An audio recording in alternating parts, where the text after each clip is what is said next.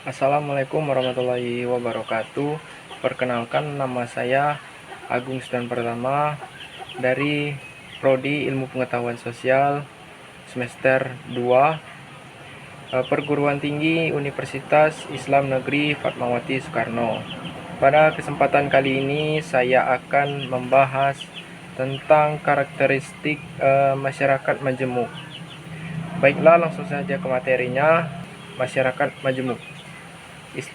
Istilah masyarakat majemuk atau plural societins pertama kali dikemukakan oleh Furnival 07 sebagai hasil penelitiannya pada masyarakat di wilayah kekuasaan Hindia Belanda pada waktu itu, yaitu Indonesia dan Burma.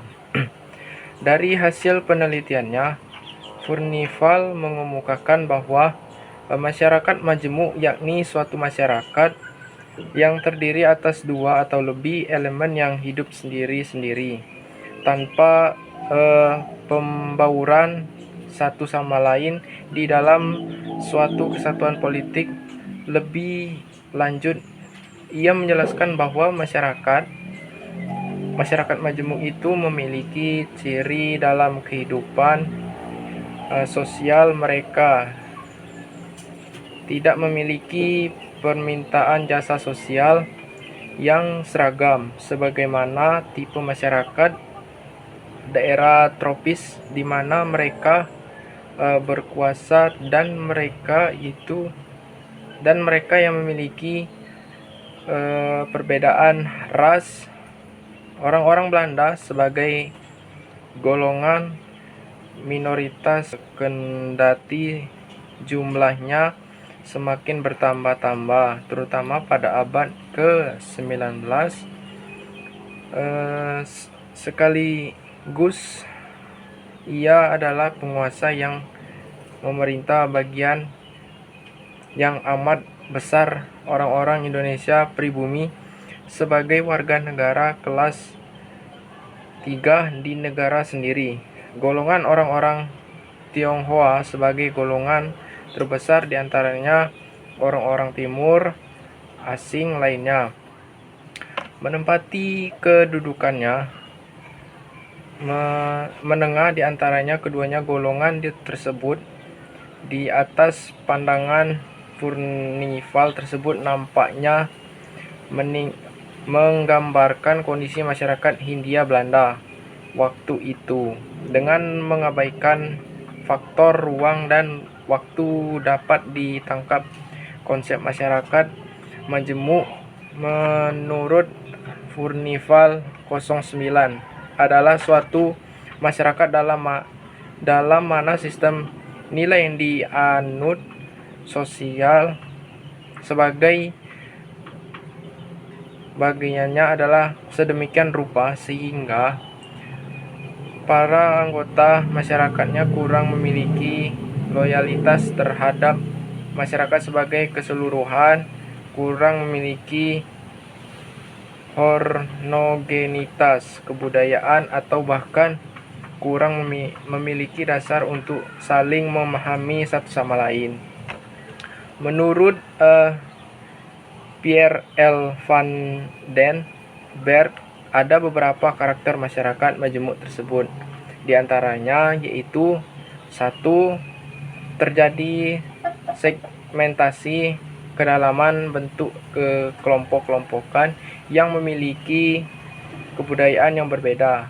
Yang kedua yaitu memiliki struktur sosial yang berbagai-bagai ke dalam lembaga-lembaga yang non-komplementer.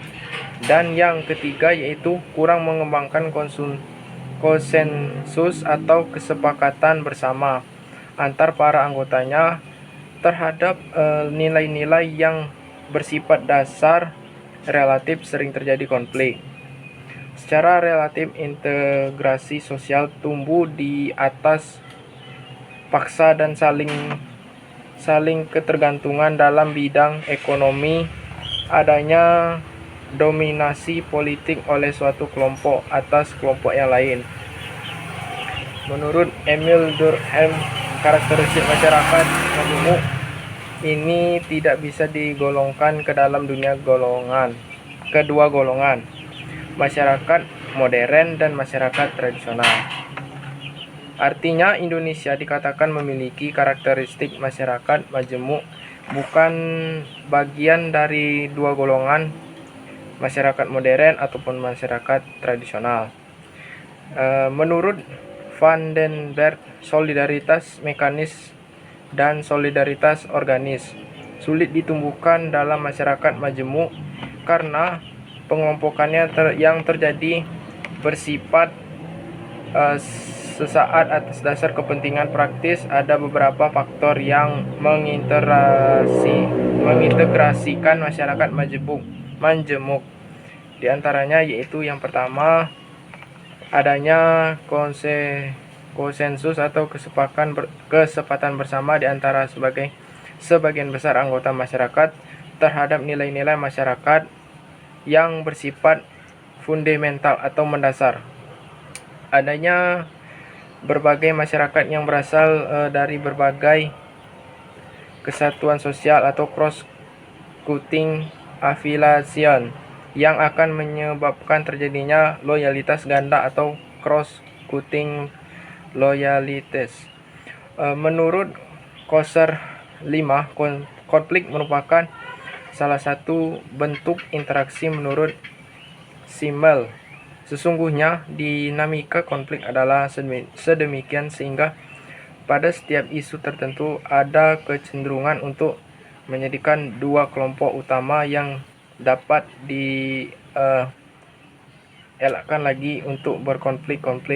Umumnya mengarahkan perhatian pada kepentingan kelompok dan orang yang saling bertentangan dalam struktur sosial.